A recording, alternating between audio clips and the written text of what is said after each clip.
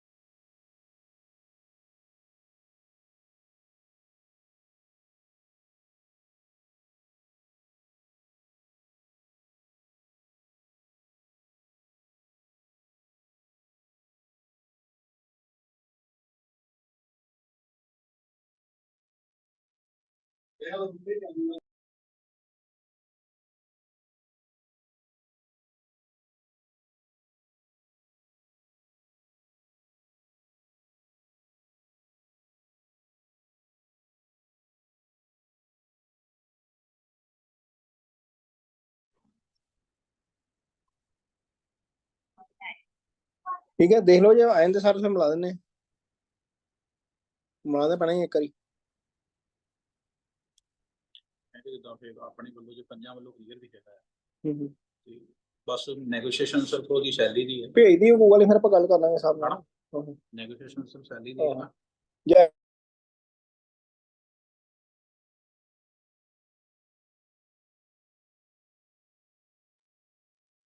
नमस्कार आप लोगों को। नमस्ते गुरुजी। नमस्ते गुरुजी। प्रणाम गुरुजी। प्रणाम प्रणाम। प्रणाम गुरुजी। प्रणाम भाटिया जी। जोशी नमस्कार। नमस्कार सर। नमस्कार सर। नमस्कार नरेश जी। नमस्कार ओम प्रकाश जी। गुरुजी। नमस्ते नीलम, क्या हाल चाल है? बस ठीक है गुरुजी।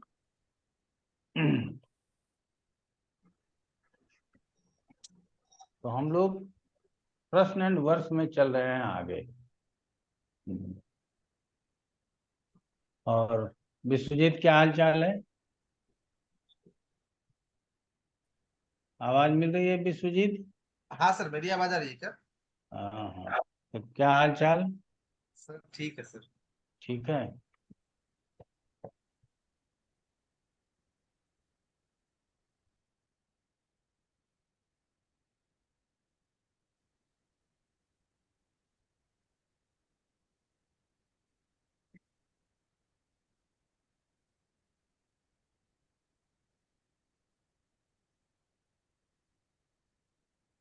तो हम लोग पहुंच गए थे सम्यक विचार्यम लग्नम ब्रूयात प्रश्नम सकृत यथात शास्त्रम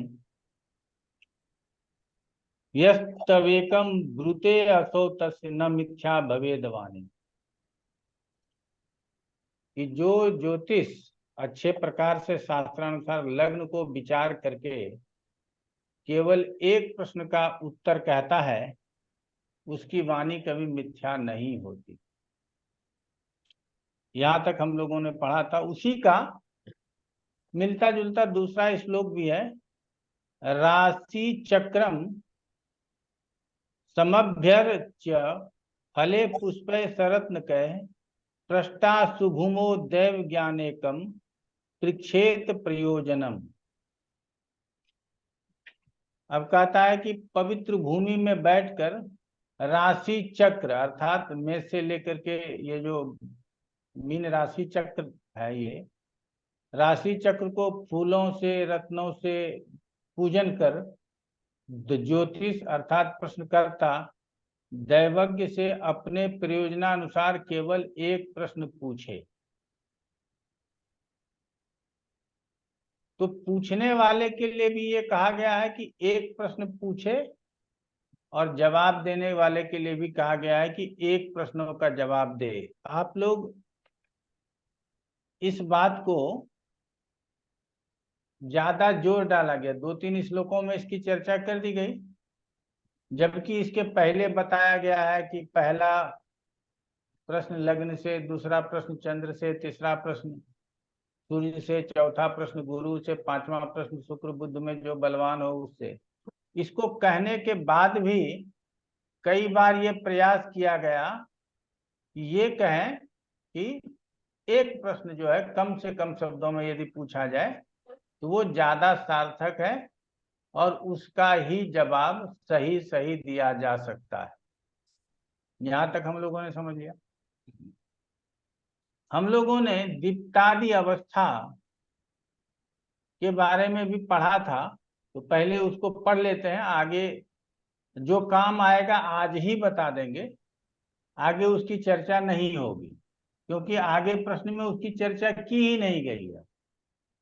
प्रारंभ में तो कर दिया गया, लेकिन आगे उसकी चर्चा की ही नहीं गई, कहीं नहीं की गई है। और जैसे कि छठ पंचाशिका आप लोगों को पढ़ाएंगे तो वहां तो दीप्तादि अवस्था की बात ही नहीं की गई है। तो हमारे शास्त्रों में क्या है कि कहीं कुछ वर्णन प्राप्त है, जब उसका विशेष विश्लेषण ढूंढने के लिए जाते हैं तो वो प्राप्त नहीं होता, तो बड़े निराश हो जाते हैं कि अगर इसका विश्लेषण आगे मिल जाता तो बड़ा अच्छा रहता और अच्छे तरीके से इसको पकड़ सकते, समझ सकते, लेकिन वो नहीं प्राप्त होता। अच्छा, वो उसी को जानकारी होगी जो पूरा का पूरा शास्त्र पढ़े। अगर आप पूरे तारिक नीलकंठी को पढ़ेंगे तब पता चलेगा कि एक ही पेज में दीप्तादि अवस्था के विषय में लिखा गया, अन्य जगहों पर नहीं लिखा गया। ठीक है ना? फिर भी पढ़ लेना चाहिए, कोई बहुत बड़ा चीज नहीं है। आज उसको समाप्त कर लेंगे। कहते हैं 10 भेदम ग्रहानाम च गणितम भावजम तथा विमृश्चैकंच कथये नानेकम प्राह पद्म भू।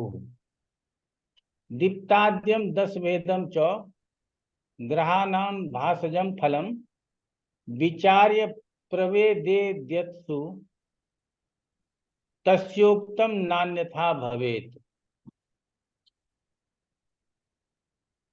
कहता है दैवज्ञ, दैवज्ञ मतलब ज्योतिषाचार्य, भाव और गणित तथा भाव से उत्पन्न ग्रहों की दीप्तादि 10 भेदों को,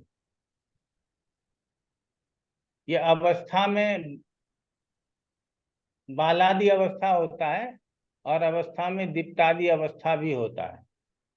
तो बालादि अवस्था से भिन्न है। बालादि अवस्था कभी जरूरत पड़ी तो पढ़ा देंगे, वैसे YouTube पे पढ़ाया हुआ है, वहां जाकर के देख लीजिएगा आप लोग।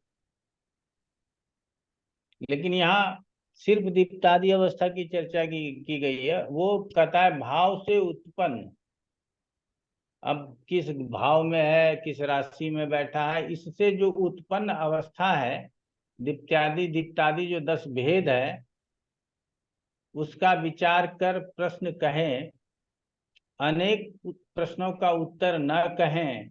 फिर यहाँ भी देखिए यही लिखा है, अनेक प्रश्नों का उत्तर न कहें, ऐसा ब्रह्मा जी का कथन है। ठीक है, ऐसा ब्रह्मा जी का कथन है। जो दीप्तादि 10 भेदों और ग्रहों के भाव से उत्पन्न विचार कर कहता है, उसकी वाणी कभी मिथ्या नहीं होती। यहाँ भी कहा जाता है कि जो दीप्तादि अवस्था को समझते हुए प्रश्नों का उत्तर देता है, उसकी भी वाणी मिथ्या नहीं होती। तो हम जो आप लोगों को मूल रूप से पढ़ाते हैं, ये अपने राशि में है, ये मित्र के राशि में है, ये सम राशि में है, ये शत्रु राशि में है। क्या इसको ध्यान में रखने की जरूरत है? तो इसी को ध्यान में रखने की जरूरत है। हम हमेशा आप लोगों को एपीए में पढ़ाएंगे उच्च राशि सबसे अच्छा, स्वराशि उससे मूल त्रिकोण, उसके बाद स्वराशि, उसके बाद मित्र राशि, उसके बाद सम राशि, उसके बाद शत्रु राशि, नीच राशि। ये इस तरह का एरो लगा करके आप लोगों को बताते हैं। तो उसी बात को यहाँ समझने की जरूरत है। तो कहा जाता है कि जो ग्रहों के भाव से उत्पन्न फल विचार कर कहता है, ग्रह किसी भाव में है, वहां से क्या फल उत्पन्न होगा उसको विचार करके कहता है, तो उसका जवाब मिथ्या नहीं होता, झूठ नहीं होता, सच हो जाता। चलिए आगे दे देंगे। दीप्तो दीनो अथ मुदितः स्वस्थः सुप्ता निपीडितः मुसितः परिहीनश्च सुवीर्यश्चाधिवीर्यकाः स्वउच्चे दीप्तः समाख्यातो नीचे दीने प्रकीर्तितः मुदितो मित्र गेहस्थः स्वस्थश्च स्वगृहे स्थितः स्वस्थश्च स्वगृहे स्थितः शत्रु गेह स्थितः सुप्तो जितो अन्येन निपीडतः नीचाभिमुखो हीनाम हेलो मुसितो अस्तंगतो ग्रह। नरेश जी म्यूट कीजिए। दे दिया, नीचे दे दिया। नीचाभिमुखो हीनाम मुसितो अस्तंगतो ग्रह सुवीर्य कथितः प्राज्ञः स्व उच्च भीमुखा मुख संस्थितः अधिवीर्यो निगदितः सुरश्मि शुभ वर्गजः। हो गया, ये पूरे दीप्तादि अवस्था को बता दिया। तो पहले जो ये 10 अवस्था है उसको आप लोग नोट कर लीजिए। पहला है दीप्त, दूसरा है दीन, दीन द में बड़ी की मात्रा लिखेगा, दीन दुखी वाला दीन। तीसरा है मुदित, चौथा है स्वस्थ, जिसको निरोगी बोलते हैं, स्वस्थ। पांचवा है सुप्त, छठा है पीड़ित,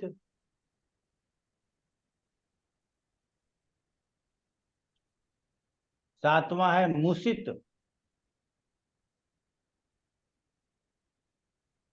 आठवां है परिहीन,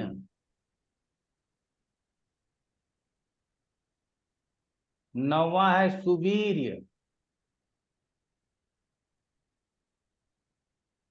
और 10वां है अधिवीर्य।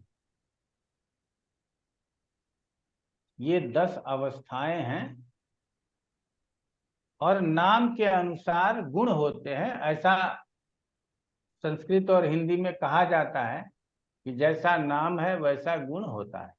ठीक है ना? तो कहते हैं कि उच्च राशि में स्थित हो तो ग्रह दीप्त होता है।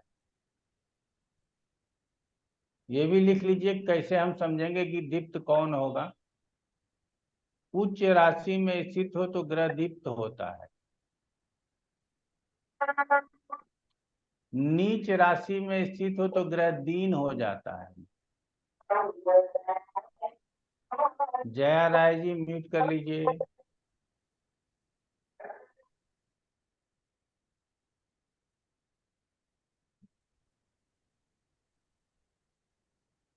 मित्र के राशि में स्थित हो तो ग्रह मुदित होता है।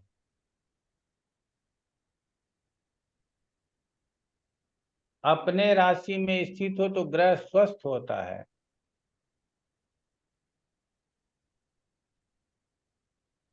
शत्रु के घर में स्थित हो तो ग्रह सुप्त होता है।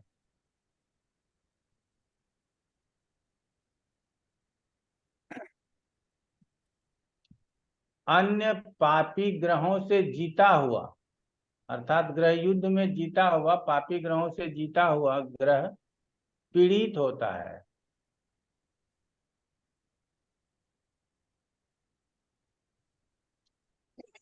नीचाभिलाषी, अर्थात कन्या राशि से तुला राशि में जा रहा है सूर्य, तो इसको क्या बोलेंगे? नीचाभिलाषी। मीन राशि से मेष राशि में जा रहा है शनि, तो नीचाभिलाषी। सिंह राशि से कन्या राशि में जा रहा है शुक्र, तो नीचाभिलाषी। तो नीचाभिलाषी ग्रह हीन होते हैं। अनुपम सिंह, पता नहीं म्यूट करते हैं, जब बोलने लगते हैं तो घर में भी बोलते हैं तो म्यूट खोल लेते हैं। चलिए ठीक है। नीचाभिलाषी ग्रह हीन होते हैं। अस्तंगत ग्रह, जो ग्रह अस्त है, सूर्य से अस्त है, वो मूषित होता है।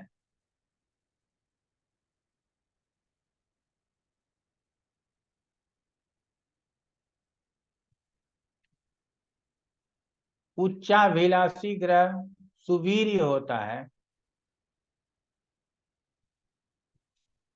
उच्चाभिलाषी ग्रह सुवीर्य होता है, अर्थात मेष राशि में सूर्य अब गमन कर रहा हो,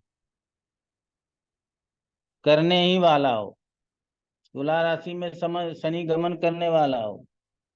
मीन राशि में शुक्र गमन करने वाला हो। कर्क राशि में गुरु गमन करने वाला हो, तो वो सुवीर्य होता है।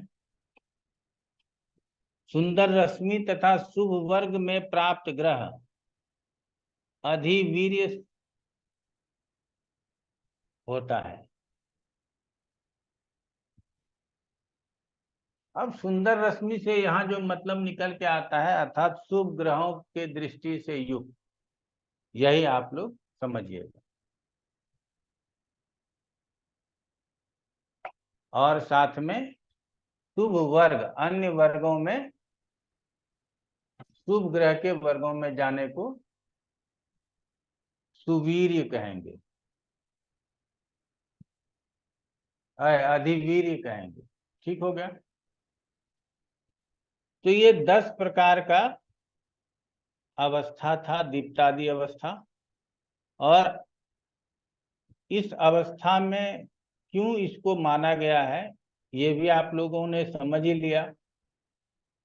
अब ये अवस्था हम भूल भी जाएंगे तो ये तो जानेंगे ना कि अपने घर में है, ये तो जानेंगे ना कि उच्चा अभिलाषी है, ये तो जानेंगे कि नीचा अभिलाषी है, ये तो जानेंगे कि मित्र के घर में है, ये तो जानेंगे शत्रु के घर में है।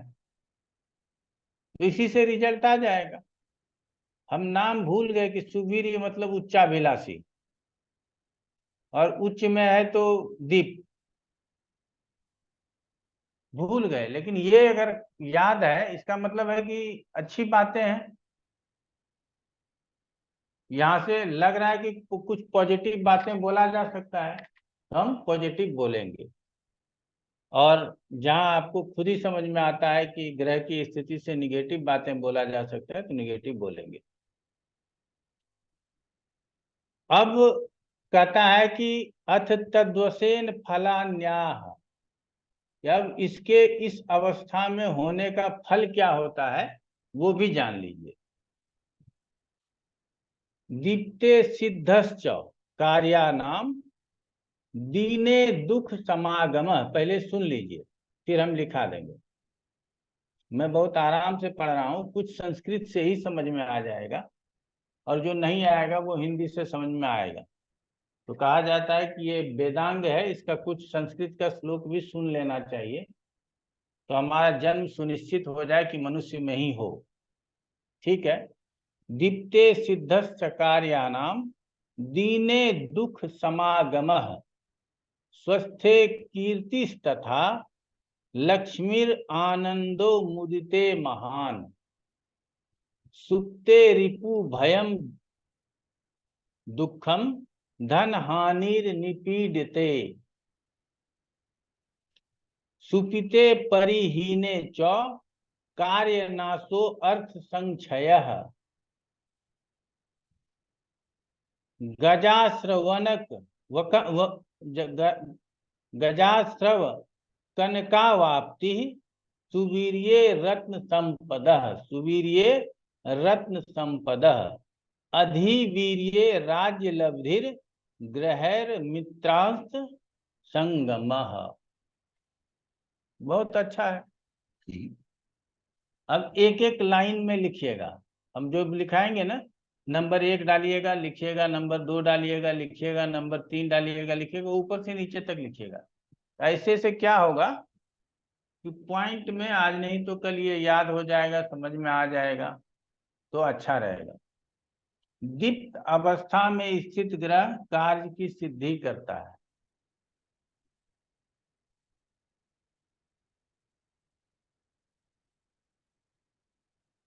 दीन अवस्था में दुख का आगमन।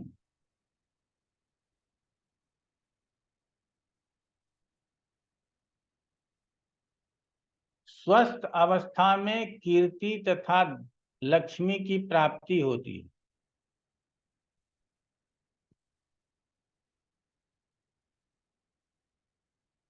मुदित अवस्था में अत्यंत आनंद प्राप्त होता है।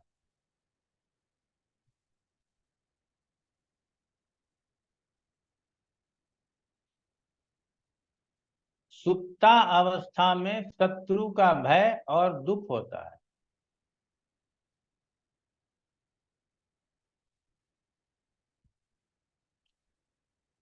पीड़ित अवस्था में धन की हानि होती है।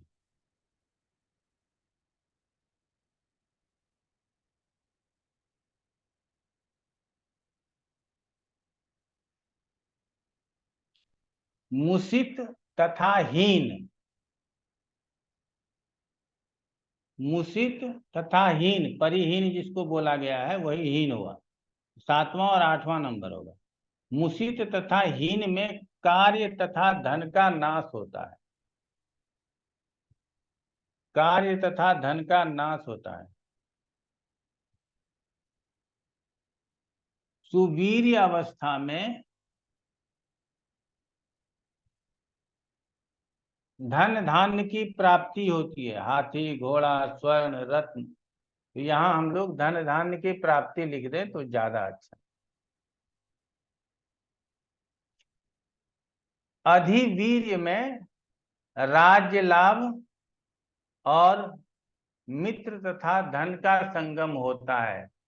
राज्य का भी लाभ मिल सकता है, मित्र से भी मुलाकात हो सकती है और धनागम भी हो सकता है।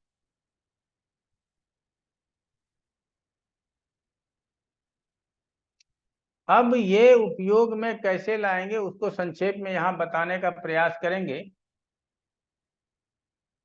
आप लोग समझने का प्रयास कीजिएगा। उपयोग में लाना है कि यदि लग्नेश और कार्येश अभी नहीं समझ में आएगा, थोड़ा देर के लिए मान लिया करके समझिएगा।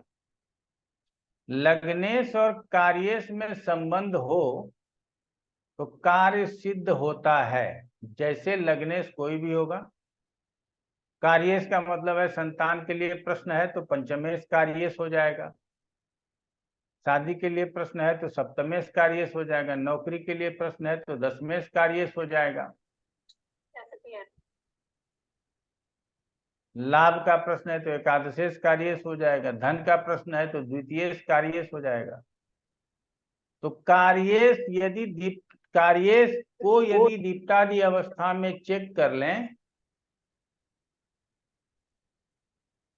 तो हमारा इसको पढ़ने का जो फायदा है वो हो जाएगा।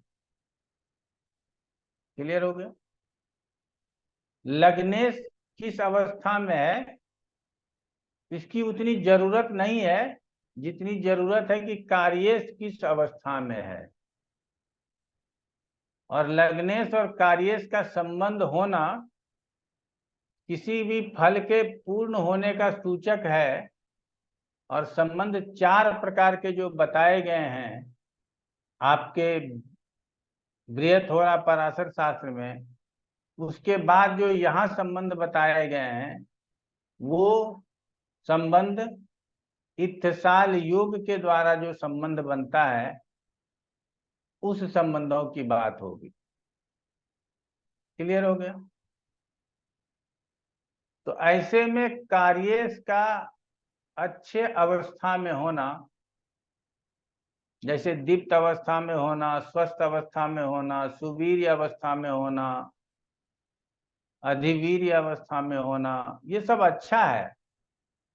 तो अच्छे अवस्था में होना हमारे कार्य के संपन्नता का सूचक है।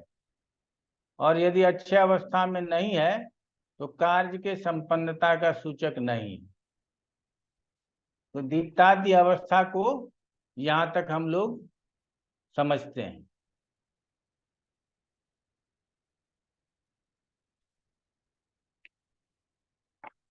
तो सोचेंगे ना कि दीप्तादि अवस्था का प्रयोग कहाँ किया जाएगा, कैसे किया जाएगा, क्योंकि हमने आपको पहले ही बताया है कि आगे इसके प्रयोग के विषय में कुछ नहीं बताया। यहाँ पर भी ये नहीं बताया है कि लग्नेश का अवस्था चेक करना है या कार्येश का अवस्था चेक करना है। लेकिन प्रश्न में विशेष प्रश्न का उत्तर कार्येश से प्राप्त होता है, इसीलिए कार्येश का अवस्था चेक करना है। लग्नेश का अगर ना भी चेक करें तो भी चल जाएगा। क्लियर हो गया? अभी तो यहाँ पे आपको ये लिख दिया गया कि उच्चाभिलाषी हो। यदि उच्चाभिलाषी होकर के 8वें में जा रहा हो तो मन में प्रश्न आएगा ना, उच्चाभिलाषी होकर के 12वें में जा रहा है तो, या 12वें में बैठ के उच्चाभिलाषी है लगन में जाएगा, 11वें में बैठ के उच्चाभिलाषी अब 12वें में जाएगा, तो हम क्या रिजल्ट बोलेंगे? नीचाभिलाषी हो और वो 8वें से निकल के 9वें में जा रहा हो, देखिए कितना अंतर आने लगेगा। तो इस पे बृहत चर्चा कहीं नहीं किया गया। इसीलिए आप लोगों की तरफ से जो भी प्रश्न आएगा उस प्रश्न को हम अपने संवाद में ही समेटने का प्रयास कर रहे हैं। इस पे बृहत चर्चा कहीं नहीं किया गया है। तो दैवज्ञ जन मतलब हम और आप अपने ज्ञान विज्ञान से ही इस विषय को सॉल्व करने का प्रयास करेंगे कि नीचाभिलाषी है लेकिन वो त्रिकोण में जा रहा है, और त्रिकोण में जाते ही उसका संबंध या इत्तिसाल यदि हो जाता है तो हम उसको मानेंगे या नीचाभिलाषी को मानेंगे। ठीक है? तो ऐसे स्थिति में हम नीचाभिलाषी को न मानते हुए हम उसके अगले इत्तिसाल आदि योगों के संबंधों को ध्यान में रख करके आगे बढ़ जाएंगे। क्लियर हो गया? यहाँ तक आप लोगों को पहले यहीं तक बताते हैं। ठीक है? अब चूंकि दूसरा दिन है, थोड़ा मन भी लगना चाहिए।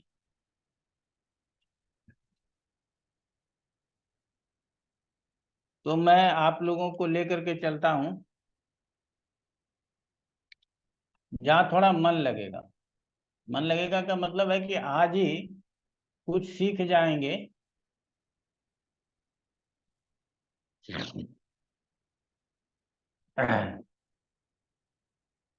कि प्रश्न होता क्या है और प्रश्न का उत्तर क्या दिया जाए। पहला तो ये मन में स्पष्ट हो गया होगा कि प्रश्न उस समय को कहते हैं जिस समय पे प्रश्न आपके कान में जन्म लेता है, उसी समय जो लग्न बनता है उसी लग्न से हम प्रश्न का विचार करते हैं। लेकिन वर्तमान समय में हम जिस प्रकार से प्रश्न का विचार करते हैं वो भी आप लोगों को हमने बता दिया है। तो इन दोनों बातों का ध्यान रख करके आप लोगों को चलना है। अब दृष्टि प्रकरण में एक बात यहाँ पे क्लियर आ जाता है कि वर्ष कुंडली में जो दृष्टि था ना, वो दृष्टि प्रश्न कुंडली में सिर्फ योगों में काउंट होगा, अन्य जगहों पर पराश्री दृष्टि का उपयोग होगा। इसमें बहुत लोगों में मतभिन्नता है, लेकिन हम अपने प्रयोग में भी यही लाते हैं।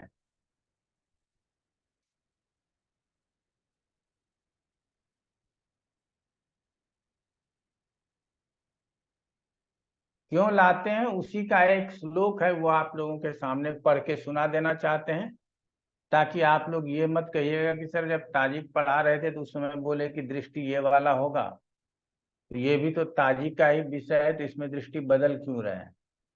तो मैंने नहीं बदला है, जो शास्त्र के रचयिता हैं उन्होंने ही इसका संकेत दिया है।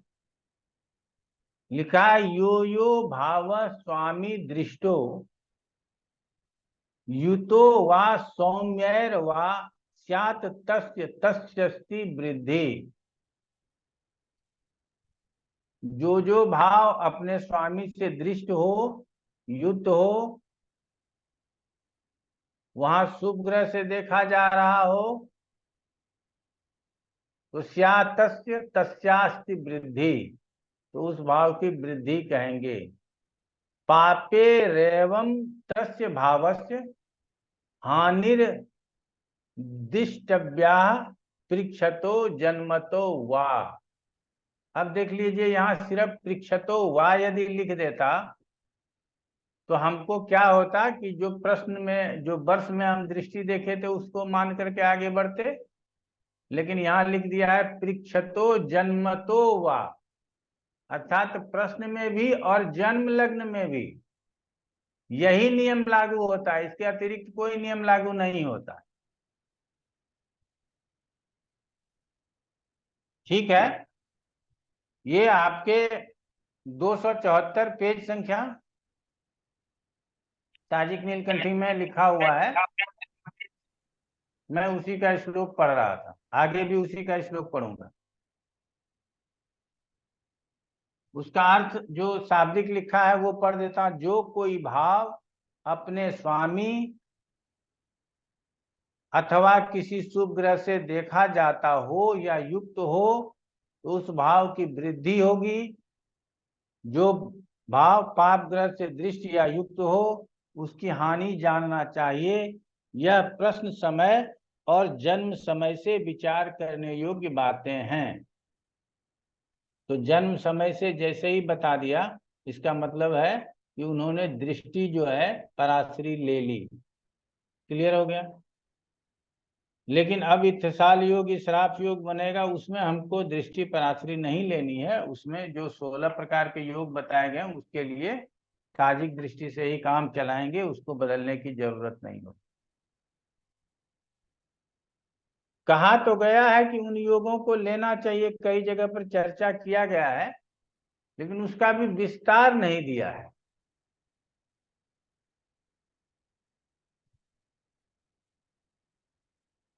अब आ जाते हैं कि प्रश्न का जवाब कैसे दिया जाना चाहिए। प्रश्न लग्न में जन्म की तरह ही लग्न का विशेष महत्व है। प्रश्न लग्न में जन्म के तरह ही लग्न का विशेष महत्व है। और लग्न फिक्स हो गया तो लग्नेश तो एक ही होगा ना, बदलेगा क्या, कार्येश बदलेगा।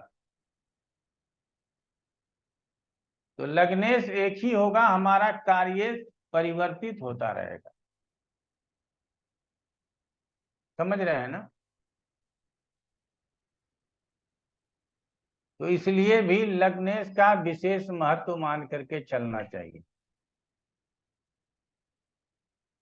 अब ग्रहों के क्षमा चाहेंगे, राशियों के गुण स्वरूप से लग्नों को पहचानने की जरूरत होगी। राशियों के गुण स्वरूप से लग्नों को पहचानने की जरूरत होगी।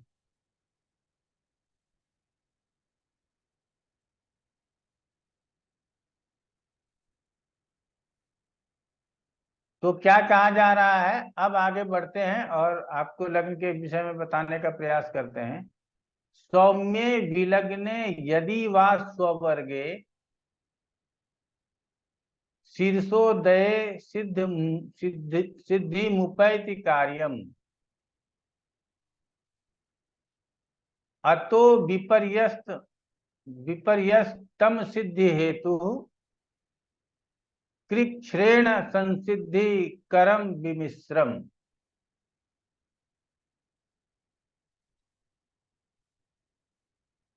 कहता है सौम्य राशि का लग्न हो, पहले सौम्य राशि का लग्न में 2, 4, 6, 8, 10, 12 का बात कर रहा है।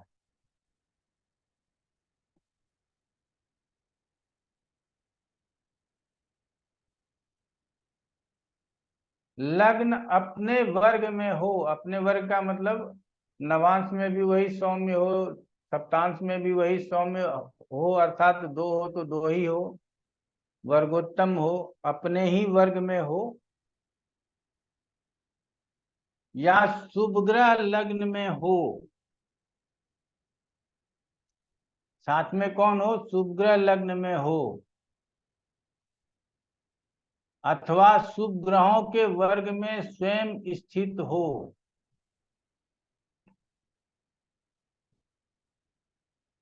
कौन, शुभ ग्रहों के वर्ग में स्वयं लग्न की जो राशि है उसके स्थित होने की बात हो रही है।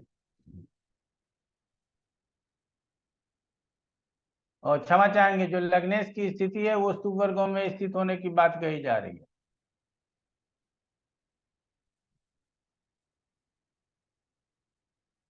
शीर्षोदयी लग्न हो, शीर्षोदयी पृष्ठोदयी किसको याद है?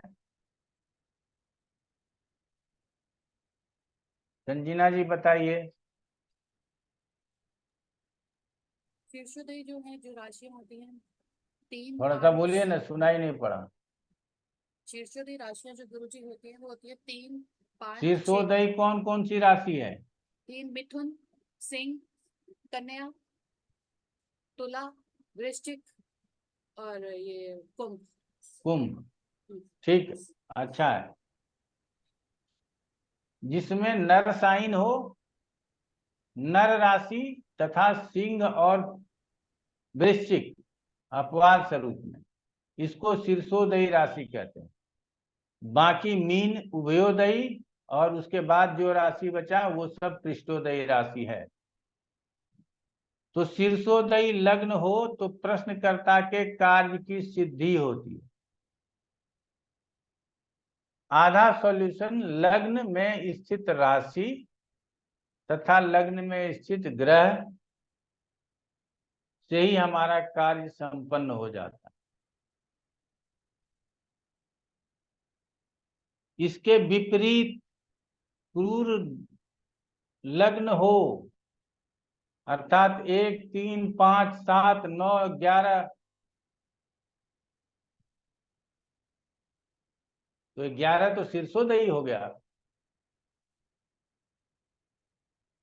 3 तो शीर्षोदयी हो गया, 5 तो शीर्षोदयी हो गया।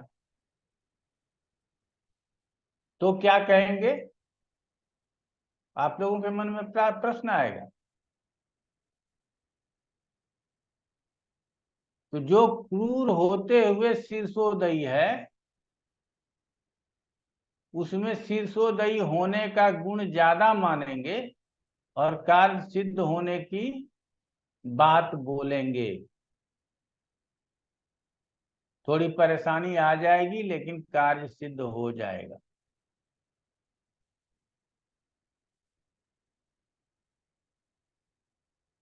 क्रूर लग्न हो, क्रूर ग्रह लग्न में हो, लेकिन यदि अब सिंह राशि क्रूर राशि हो गया में लग्न में शनि बैठ जाए तो ये खराब हो गया, मंगल बैठ जाए तो ये खराब हो गया, तब अब शीर्षोदयी काम नहीं करेगा, तब वो क्रूर राशि के तरह ही काम करने लगेगा। तो अन्य ग्रहों की स्थिति राशि के गुण को बढ़ाता है या कम करता है, ये समझने की जरूरत है। यदि गुरु है और सिंह राशि है तो अब सिंह राशि क्या हो जाएगा, अनुकूल हो जाएगा। शुक्र है और सिंह राशि है या कुंभ राशि है तो यहाँ पे अब कुंभ राशि अनुकूल हो जाएगा, वो शीर्षोदयी का जो विशेष फल होता है उसको करने का प्रयास करेगा। लेकिन कुंभ है और आकर के मंगल बैठ गया तो फिर वो विपरीत फल कर सकता है। तो ये सब बातें आपको आर्टिफिशियल इंटेलिजेंस शायद नहीं बता सकेगा, एआई का काम, ज्योतिष वाला काम नहीं कर पाएगा, इसलिए हम लोग सुरक्षित हैं। ठीक है ना, करेगा, इतना अच्छा नहीं कर पाएगा। लोग यदि विश्वास कर, फिर भी आजकल जो बाजार में ज्योतिष है उससे अच्छा काम कर लेगा। ठीक है ना, कम से कम वो श्लोक, जहाँ ठोका हुआ श्लोक है उसी श्लोक का अर्थ आकर के बता देगा। ठीक है ना, उसको चयन करने वाला योग्य आचार्य होना चाहिए कि इसने इकट्ठा तो कर दिया, इसमें से क्या क्या अच्छा है वो वाला चीज आगे स्पष्ट कर दें। ठीक है,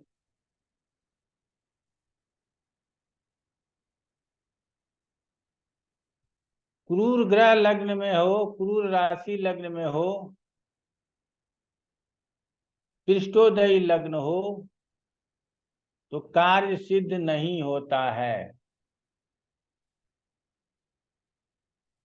यदि मित्र ग्रह हो अर्थात शुभ ग्रह और पाप ग्रह मिलकर सौम्य लग्न में हो, पृष्ठोदयी लग्न में हो,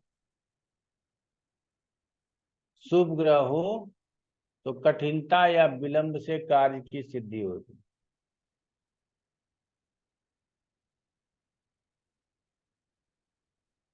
तो कठिनता और विलंब से कार्य की सिद्धि होती है यदि एक आध अशुभ ग्रह लग्न को प्रभावित कर दे, एकाध क्रूर राशि लग्न में हो जाए, जैसे कि हमने आपको बताया सिंह हो जाए, कुंभ हो जाए, मिथुन हो जाए, ये तो तीनों क्रूर राशि है लेकिन है शीर्षोदयी, तो कार्य में थोड़ी परेशानी हो जाएगी, थोड़ा विलंब हो जाएगा, लेकिन उसके बावजूद भी कार्य सिद्ध हो जाएगा। लेकिन यदि अधिक अशुभ ग्रहों का प्रभाव हो गया और शीर्षोदयी लग्न है, उसमें मिथुन, सिंह और कुंभ है, तो उसके बाद भी कार्य सिद्ध नहीं होगा। यहां तक समझ में आ गया?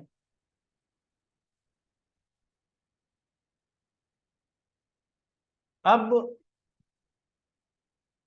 एक बात बताते हैं,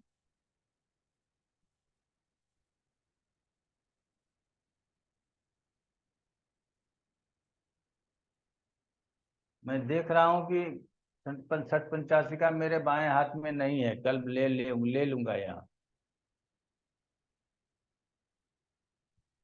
लग्न से च्युति की बात होती है,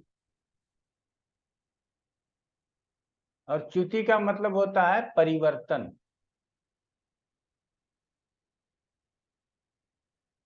और यहीं से शुरू हुआ है 60-85 का।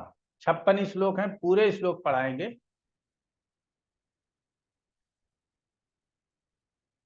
आप लोगों को अच्छी जानकारी हो जाएगी। पहले तो मैं 85 का पढ़ा करके समाप्त कर देता था, हो गया प्रश्न, अब ज्यादा नहीं।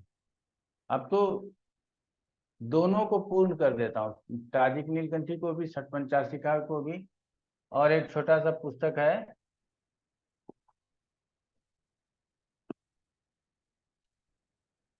ये देखो कितना सा पुस्तक है, एकदम पिद्दिश सा है, प्रश्न भूषणम, ठीक है ना।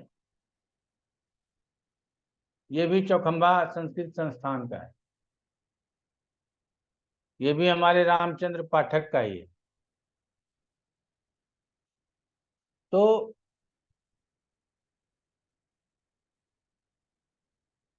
इसी 3 किताब का मिश्रण हम पढ़ाते हैं, मोटा मोटा यही मान करके आप लोग चलो। तो च्युति का मतलब ही होता है पदच्युत होना, मतलब पद से हट जाना, यही कहते हैं ना हम लोग। तो एक अवस्था से दूसरे अवस्था में परिवर्तित हो जाना, एक स्थान से दूसरे स्थान में चला जाना, अर्थात कार्य में गति का आना, इसको च्युति बोलते हैं। समझ में आ गया? आगे 3 स्थानों की चर्चा आगे आगे, आज सिर्फ च्युति की, फिर हम ताजिक नीलकंठी पे वापस आ जाएंगे।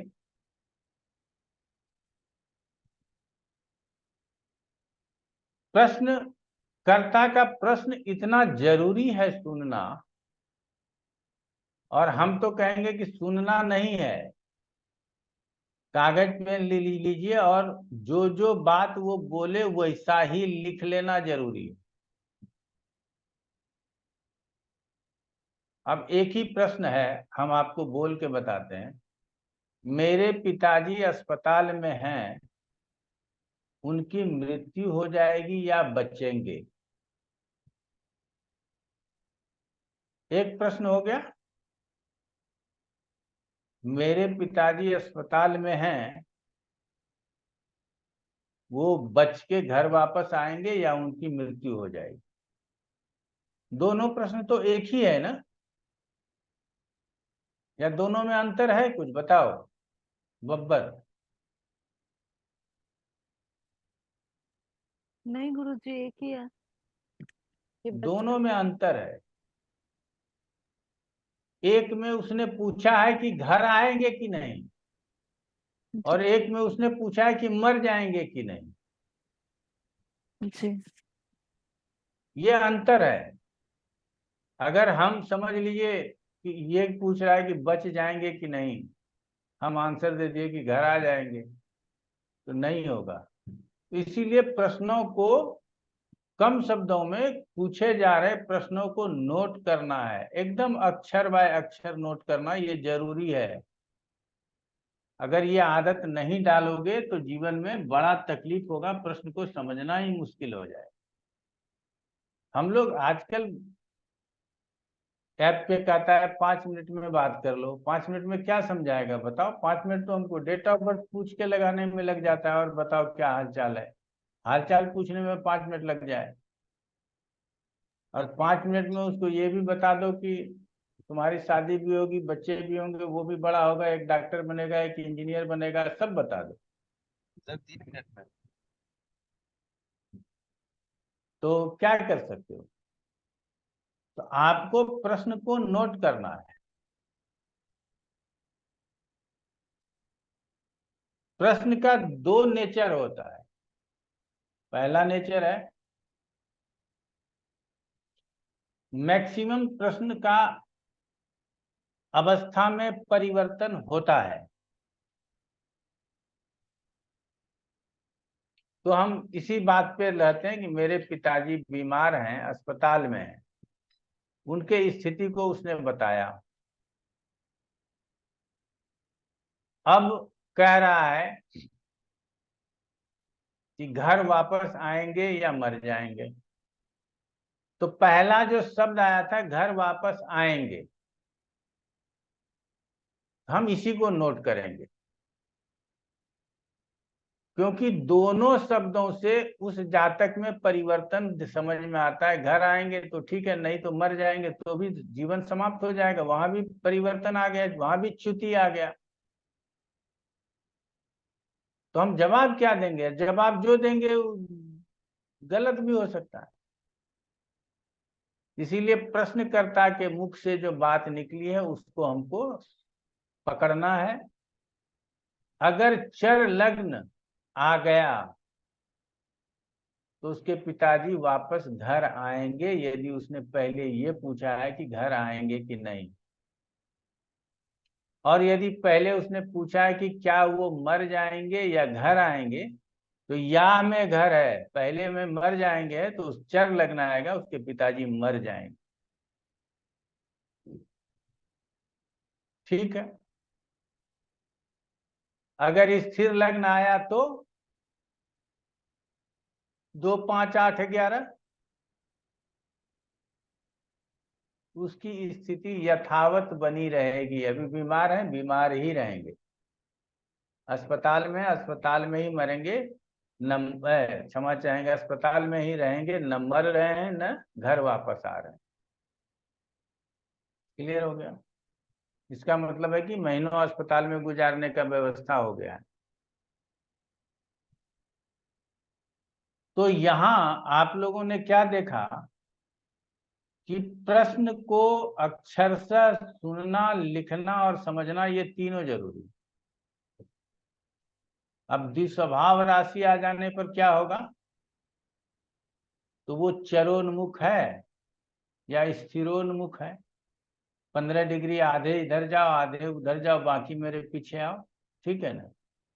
तो 15 डिग्री वाला को क्या बोलेंगे? स्थिर। अगर 0 से 15 डिग्री में है तो स्थिर के तरह उसका ट्रीटमेंट करेंगे, और 15 से 30 डिग्री में है तो चर के तरह ट्रीटमेंट करेंगे। आप लोग भूल गए हैं तो लिख करके एक बार बता देते हैं। और इसका प्रश्न में प्रयोग बहुत जबरदस्त होता है।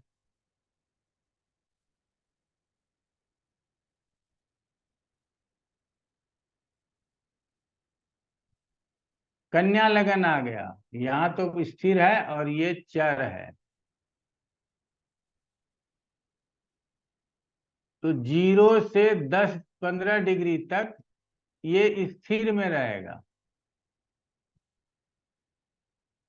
और 15 डिग्री से 30 डिग्री तक यदि लग्न है तो ये चर में कहलाएगा। ये हम लोगों को मान करके चलना। क्लियर हो गया? तो यदि लग्न 0 से 15 डिग्री तक है तो स्थिर है, इसका मतलब है कि यथावत स्थिति बनी रहेगी।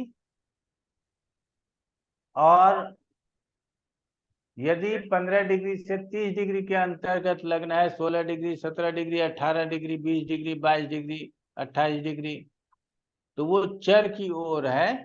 तो इसी 2 बातों का ध्यान रखते हुए तथा अन्य बातें जो शुभ ग्रह है, सौम्य ग्रह है, उन सब बातों का ध्यान रखते हुए प्रश्न का उत्तर दे देंगे।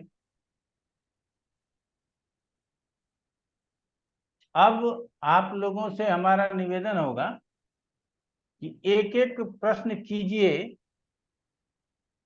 कम शब्दों में, उसको हम लग्न पे बताएंगे कि वो किस विधि व्यवस्था में आएगा।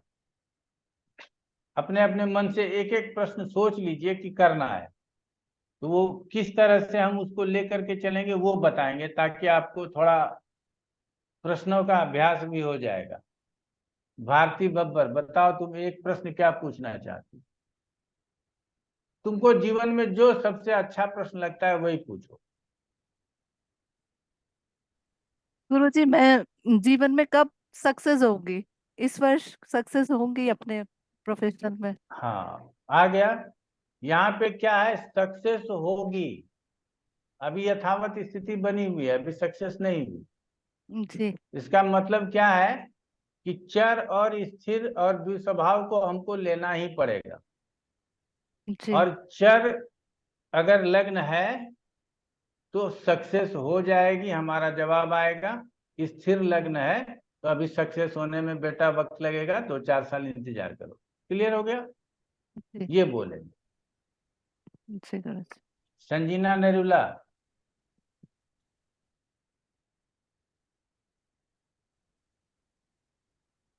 जैसे खोई हुई चीजों के रिलेटेड भी प्रश्न पूछ सकते आवाज तेज करो भाई, हम कान में टेपी ठोक रखे हैं फिर भी आवाज नहीं आ रही। हैं। गुरुजी, क्या हम खोई हुई चीजों के लिए भी प्रश्न पूछ सकते हैं? हाँ खोई हुई चीजों के लिए भी प्रश्न पूछ सकते हैं क्या? हाँ, पूछो ना, कोई दिक्कत नहीं। गुरुजी, मेरी एक गोल्ड की गिन्नी खो गई है, क्या वो मिलेगी? ये भी च्युति से संबंधित प्रश्न है। अगर मिलना है तो स्थिति में परिवर्तन आना है, ठीक है? तो चर लग्न और चर राशि हो, चर लग्न हो तो ज्यादा अच्छा। अब चूंकि बहुत प्रीशियस रत्न है, जो भी कह सकते हैं, तो उसके लिए यदि चर के साथ शीर्षोदयी लग्न हो जाए, जैसे तुला चर भी है और शीर्षोदयी भी है, तो इसका मतलब है कि वो जो गिन्नी खोया वो जरूर मिलेगा। ठीक है, आगे बढ़ते हैं। जीवेश जोशी, हाँ गुरुजी। प्रश्न गुरुजी, विदेश यात्रा कब होगी? इसका मतलब है कि ये भी यहाँ से हिल के विदेश जाना चाहता है, तो इसीलिए लग्न से च्युति की बात होती है। कोई भी ऐसा प्रश्न नहीं जिसमें हिलडोल नहीं होना। मैक्सिमम प्रश्न आप अभी देखो, मैं तो आप लोगों के सामने उदाहरण बताना चाहता हूँ। ये भी यही पूछ रहा है कि हमको विदेश जाना है, मतलब यहाँ से हटेंगे जाएंगे विदेश, ठीक है ना? पैसा कौड़ी बहुत मिलेगा, माए बाप नहीं मिलेगा वहाँ, ठीक है ना? हम तो वीजा ही नहीं भाई, क्या कहते, पासपोर्ट ही नहीं बनवाते।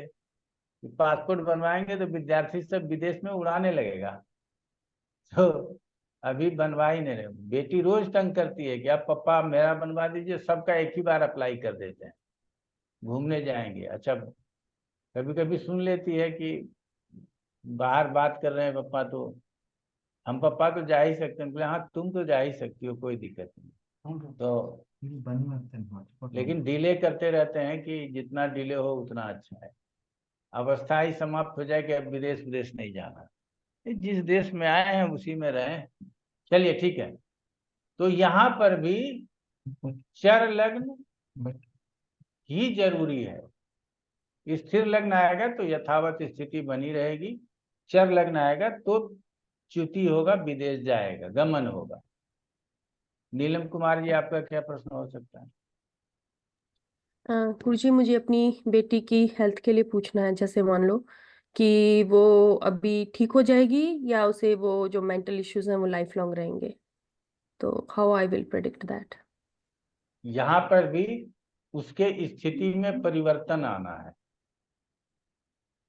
इसीलिए चर लग्न के साथ यदि शीर्षोदयी राशि आती हो तो इसका मतलब है कि वो ठीक हो जाएगी, अच्छे स्थिति में आ जाएगी। और यदि स्थिर लग्न होता है तो वो जैसा उसका स्थिति है वैसा ही बना रहेगा।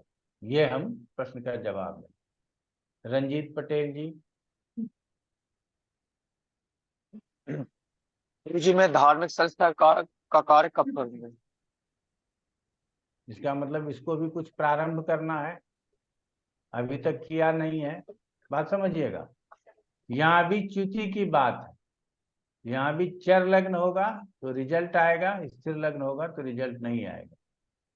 भाटिया जी, आपका क्या प्रश्न होगा? दादी बनूंगी। हाँ, अभी तक नहीं है, आगे बनूंगी या नहीं बनूंगी। तो यहाँ पर भी चर लग्न और शीर्षोदयी राशि का ही कमाल होगा।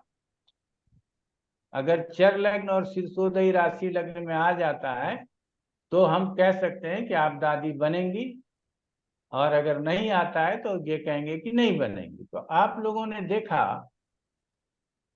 आप लोग समझ गए कि लग्न से च्युति की ही बात होगी, स्थान परिवर्तन हो, किसी परिवेश का परिवर्तन हो, किसी परिस्थितियों का परिवर्तन हो, किसी न किसी रूप में लग्न परिवर्तन मांगता है।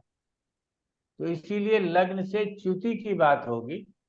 इसीलिए लग्न में सौम्य राशि और सौम्य क्रूर राशि, इससे उतना काम नहीं चलेगा जितना काम चलेगा चर स्थिर द्विस्वभाव और शीर्षोदयी और पृष्ठोदयी। ये चर स्थिर द्विस्वभाव, शीर्षोदयी, पृष्ठोदयी, ये कंठाग्र कर लीजिएगा। अगर जिसको नहीं याद है, अभी संजीना ने तो बता दिया, जिनको नहीं याद है वो शीर्षोदयी, पृष्ठोदयी, उभयोदयी और चर स्थिर द्विस्वभाव इसको रट लीजिएगा। इसमें कहीं किंतु परंतु नहीं होना चाहिए।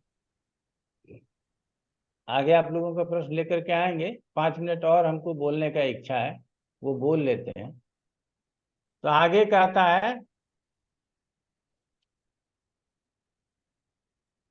अब फिर मैं वापस आ जाता हूँ षटपंचाशिका से ताजिक नीलकंठी के ऊपर, ठीक है।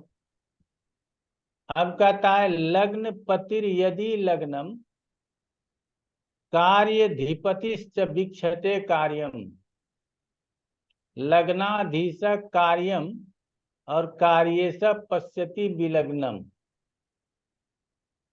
लग्नेश कार्येशम विलोकये लग्नम लग्नपम तु कार्येश शीत गुदृष्टो सत्याम परिपूर्णम कार्य संसिद्धे।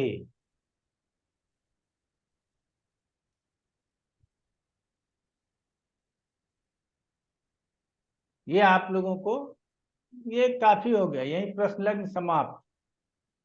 अगर रियल में कहिएगा तो यही प्रश्न लग्न समाप्त हो जाता है। बाकी हम पढ़ाएंगे लगातार, अभी आगे कई दिनों तक पढ़ाते रहेंगे। कहता है लग्न का स्वामी लग्न को देखता हो और कार्यभाव का स्वामी कार्यभाव को देखता हो, तो दोनों भाव बलवान हो गया तो काम हो जाएगा। आप लोग समझिएगा कि हम क्या कहना क्या चाह रहे हैं। लग्न का स्वामी लग्न को देख रहा है, लग्न बलवान कर दिया। कार्यभाव का स्वामी कार्यभाव को देख रहा है, दशम बलवान कर दिया। लेकिन दोनों आपस में संबंध में नहीं है, लेकिन दोनों ने अपने अपने स्थान को मजबूती प्रदान कर दी। ऐसे स्थिति में भी कार्य का होना संभव है। लग्न स्वामी कार्यभाव को और कार्यभाव का स्वामी लग्न को देखता हो। यहाँ एक्सचेंज कर लिया आपस में, तुम मेरा काम कर देना, हम तुम्हारा काम कर देंगे। बात समझ में आई कि लग्न का स्वामी कार्यभाव को देख रहा है और कार्यभाव का स्वामी लग्न को देख रहा है। समझ में आ गया आप लोगों को? तो भी कार्य सिद्ध हो जाएगा। ये लग्न में स्थिर राशि, द्विस्वभाव राशि, शीर्षोदयी, पृष्ठोदयी के बाद ये देखना है, उसके पहले नहीं देखना है। पहले लग्न में स्थित राशि को ही देखना है, और कहीं राशि क्या स्थित है वो बाद में समझना है। लेकिन प्रश्न में पहले लग्न में स्थित राशि को समझना है। अब आगे कहता है लग्न का स्वामी कार्यभाव के स्वामी को और कार्यभाव का स्वामी लग्न स्वामी को देख रहा है। दोनों एक दूसरे को देख रहे हैं। पहले दोनों एक दूसरे के भाव को देख रहे थे, अब दोनों एक दूसरे को देख रहे थे। ये नियम हो गया हमारा पराश्री वाला, समझ गए? देखता हो लग्न का स्वामी कार्यभाव के स्वामी को और कार्यभाव का स्वामी लग्न स्वामी को देखता हो, और चंद्रमा की भी दृष्टि हो, और गलती से कहीं चंद्रमा लग्न या कार्यभाव को या लग्नेश या कार्येश को देख ले तो उस फल का सिद्ध होना निश्चित हो जाता है। वो फल कभी भी आधे रास्ते में नहीं अटकेगा, पूरा का पूरा कार्य सिद्ध होगा। और उसके बाद जितने भी कॉम्बिनेशंस आएंगे वो सब में हमको पंचायत लगाना पड़ेगा बीच में बैठ करके कि इसमें होगा इसमें नहीं। नियम यही है। चर लग्न हो, शीर्षोदयी लग्न हो, लग्नेश और कार्येश में जितने प्रकार का मैंने संबंध बताया, इतने प्रकार का संबंध हो तो आपका कार्य सफल होगा, बाकी का कार्य सफल नहीं होगा। कहेंगे कि इतना भी यदि आप लोगों को याद हो जाए तो भारत के 99.99% ज्योतिषियों से आगे निकल जाए। ठीक है ना?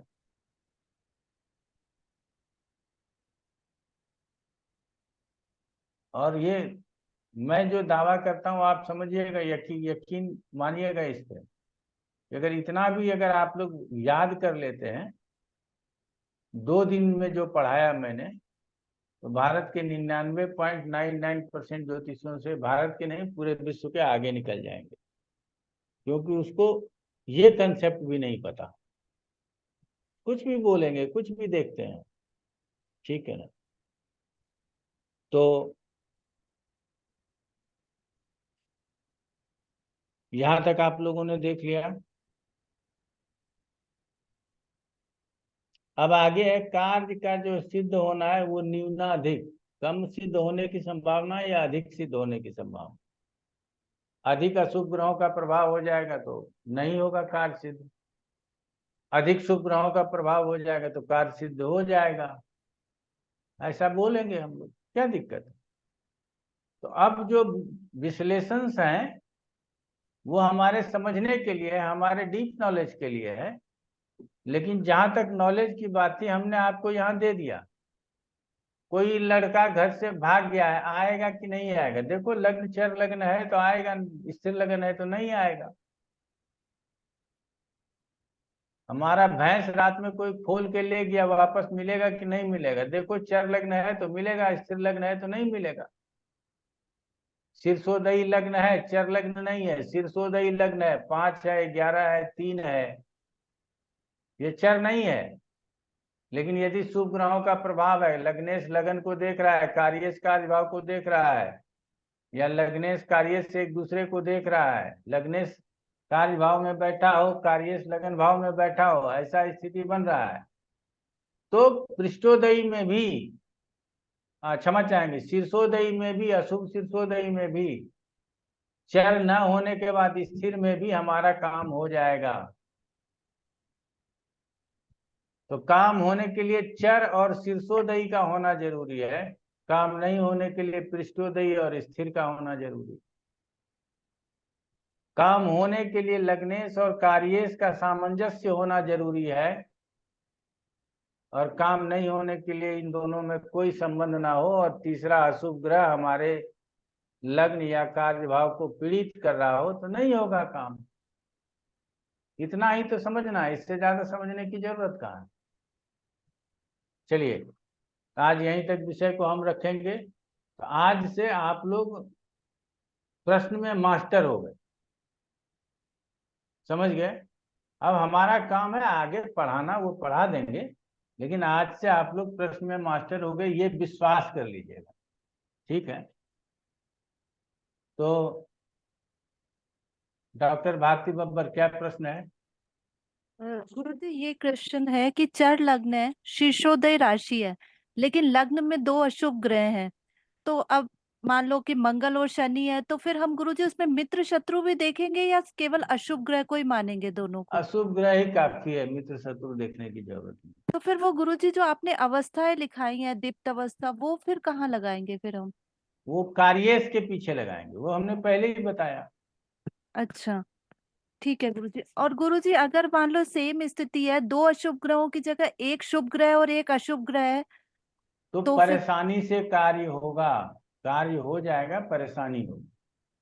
2 अशुभ ग्रह हैं, लेकिन लग्नेश और कार्येश में संबंध है, और लग्न में शीर्षोदयी राशि है, तो कार्य का होना निश्चित है। उसमें जितना भी परेशानी हो, परेशानी होगा, लेकिन कार्य हो जाए।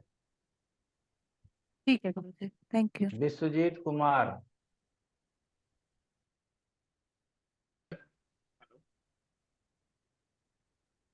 आवाज आ रही है क्या? हाँ, आवाज नहीं आ रही है बिस्किट, क्या बात है? पता नहीं सर, ईयरफोन में कुछ प्रॉब्लम है, एक सेकंड दीजिएगा। अभी आ रही है क्या आवाज? बड़ी हल्की आवाज आ रही, थोड़ा वॉल्यूम बढ़ा दो, हम ऊंचा सुनते हैं। एक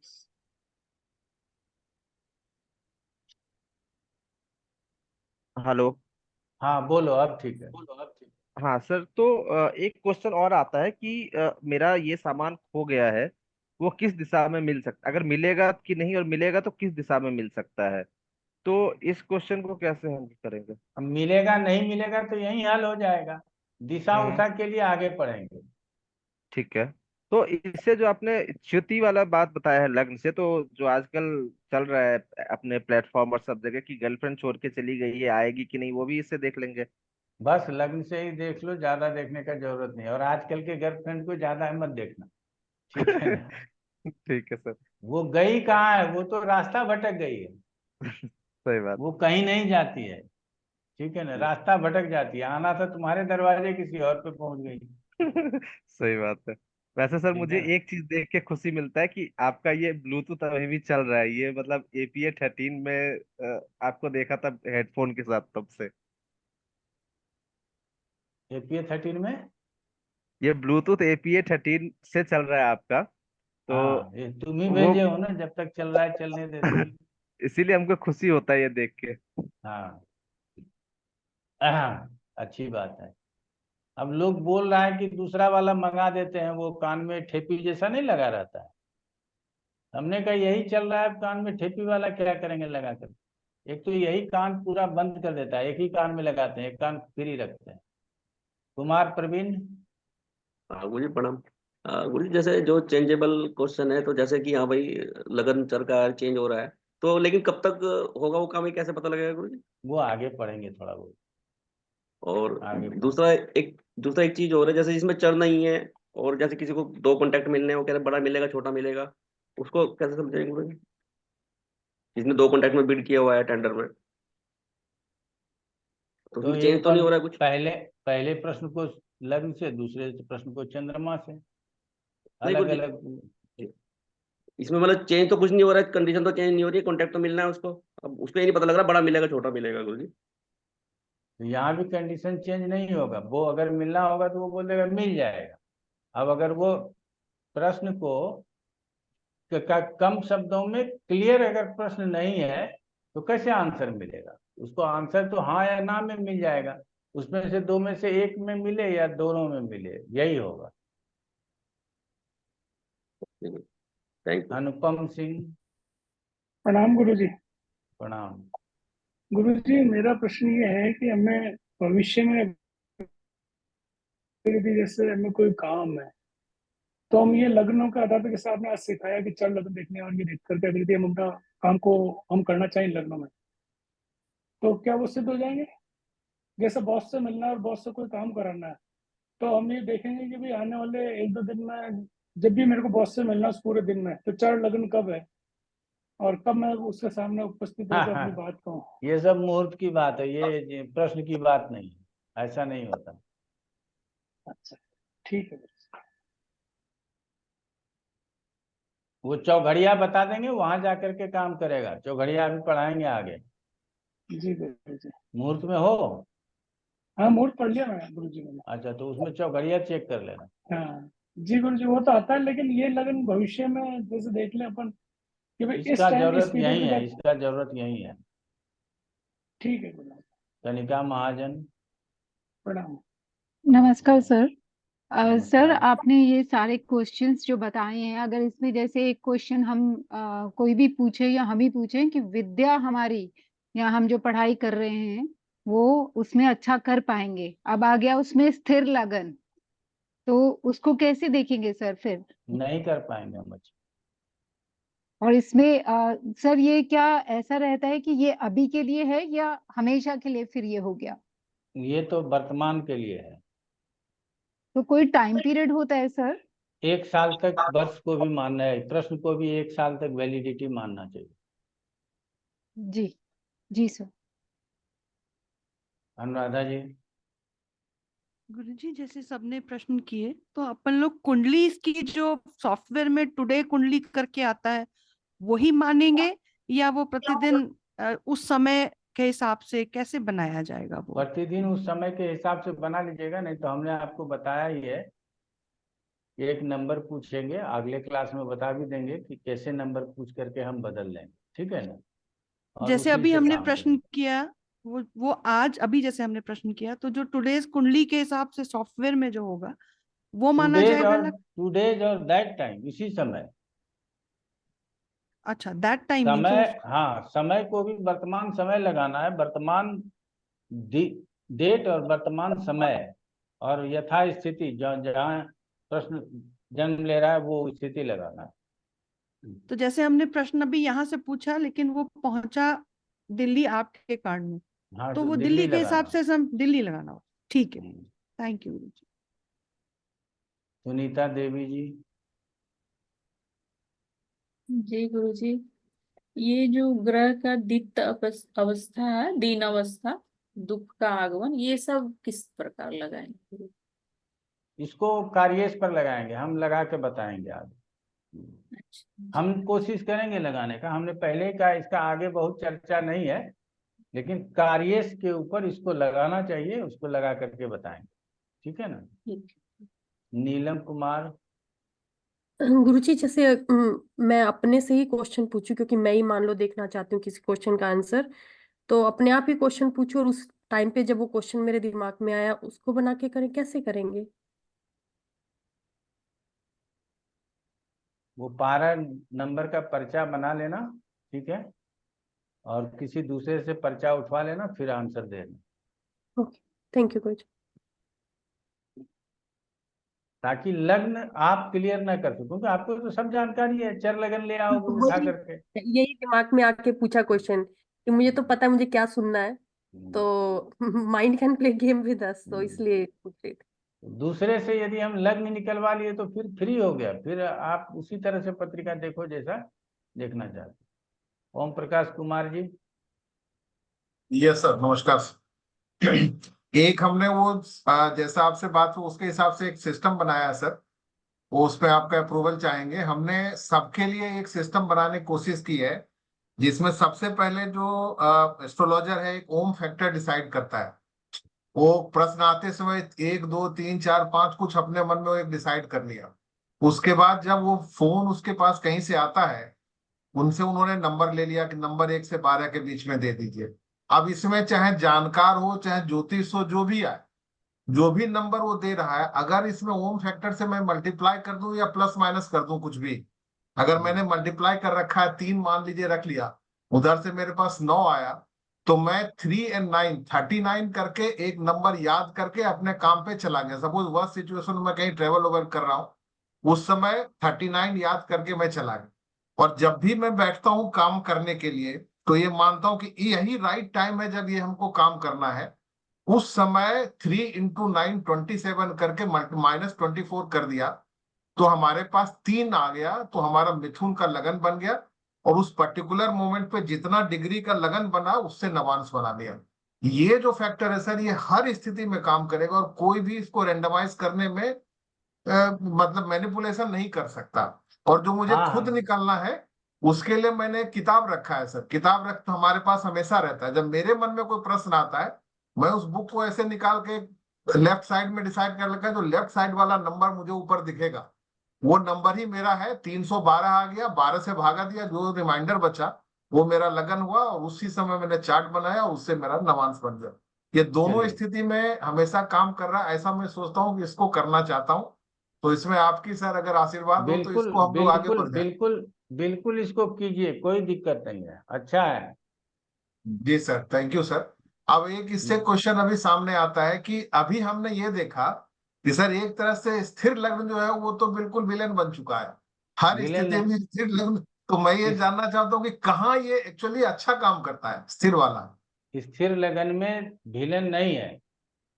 5 और 11 जो है ये शीर्षोदयी है, तो 4 स्थिर में तो दो दो तो शीर्षोदयी हो गया, तो वो तो अच्छा हो गया, ठीक है ना। 2 5 8 11, तो 8 2 5 8, और 11, ये तो 5, 8, 11 तीनों जो है सो शीर्षोदय है, तो एक जी दो ही जी बचा ना, ठीक है जी ना, जी जी जी जी जी तो जी। इसीलिए विलेन मत बोलिए। अच्छा सर, वो अगर ये हमारा क्वेश्चन रहे किसी का आई साइट गिर रहा है दिनों दिन, तो अगर मैं क्वेश्चन ये पूछता हूँ कि इनका आई साइट गिर रहा है, क्या ये बहुत दिन तक स्थिर रह सकता है? तो यहाँ पर अगर मेरे पास स्थिर लग्न आता है, शीर्षोदय स्थिर आता है या अदरवाइज स्थिर लग्न आता है, तो ये क्या इस प्रश्न के लिए पॉजिटिव होगा? हमको चेंज चाहिए ही नहीं, स्थिरता चाहिए। बिल्कुल बिल्कुल, हमारी नौकरी बनी रहेगी, तो स्थिर लग्न है तो बनी रहेगी। हाँ सर, ये चीज एक बार समझ कई में आ गई। प्रश्न और ऐसे, कई हमने कहा कि यहाँ च्युति से ही काम चलेगा, स्थिर वाला काम होगा तो स्थिर रहेगा, ठीक है ना। तो जी सर। और एक और सर, एक जो लास्ट प्रश्न है जो मन में आ रहा है कि जैसे आपने 3-4 कॉम्बिनेशंस बताए कि शीर्षोदय लग्न है और उसके अंदर मान लिया जाए कि चर लग्न आ रहा है, उसके बाद कार्येश और लग्नेश के साथ अच्छा रिलेशन, कार्येश कार्येश को देख रहा है, लग्नेश लग्नेश को देख रहा है, रिवर्स कर रहा है या एक दूसरे को देख रहे हैं, चंद्रमा की स्थिति अच्छी बनी हुई, तो ये तो चलिए उस कार्य की सिद्धता बताता है। लेकिन अब इसके साथ इसमें कॉम्प्लिकेसी आ रही है, उसमें सैटर्न मरकरी है या उसमें तमाम तरह की दृष्टियां बुरी आ रही हैं, बुरे लग्न लगे हैं। तो मैं ये मान लूं कि अगर ये जो 3-4 पॉजिटिव चीज आ गया तो सबसे पहले काम होगा, ऐसा मैं मान लेता हूँ, और जी इसमें हाँ, जितना निगेटिविटी आएगा उतना डिले और परेशानी आएगी, ऐसे मान के चल सकते हैं यही मानना ही है। सर? जी सर, अब क्लियर है sir, thank you sir. Ravi Kumbhar ji. Sir sir कई बार अगर व्यक्ति कम शब्दों में भी प्रश्न करता है, पर हो सकता है एक प्रश्न में एक दूसरा प्रश्न छुपा हुआ हो। जैसे अगर मैं पूछता हूं कि मैं ज्योतिष कब बनूंगा, तो उसमें दो प्रश्न हो गए। एक तो ये कि मैं ज्योतिष बनूंगा या नहीं बनूंगा, दूसरा कब बनूंगा। तो इसको हम कैसे विचार करें सर?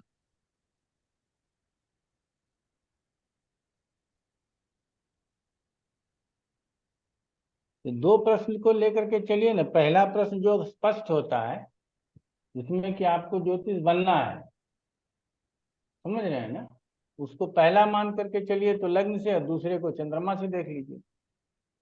तो सर कब बनूंगा उसमें तो फिर दशा सीक्वेंस या कुछ वैसा आ दशा जाएगा? वगैरह यहाँ नहीं लगता है, ठीक है ना, अच्छा। दशा नहीं लगता। थोड़े बहुत नियम बताए गए हैं टाइम प्रिडिक्शन का, वो आगे पढ़ लेंगे। बहुत थोड़े नियम है, बहुत ज्यादा नहीं। यहाँ भी हम लोगों का हाथ बहुत भरे पड़े नहीं है, थोड़े तंग हाथ हैं, लेकिन फिर भी बहुत अच्छा ज्ञान प्राप्त कर लेंगे, ठीक है ना। दशा उषा से यहाँ कुछ काम लेना देना नहीं है, ठीक है। चलिए आज इतना ही रखते हैं, अगले क्लास सर में एक फिर मिलते हैं। एक और सर, एक नमस्कार। और सॉरी सर, एक सर, उसमें ये था कि जैसे अगर ये प्रश्न आए कि मेरा प्रमोशन होगा, एक हो गया, और दूसरा है मेरा प्रमोशन आने वाले 6 महीने के अंदर होगा या नहीं, ये दोनों क्वेश्चन आ गया सर।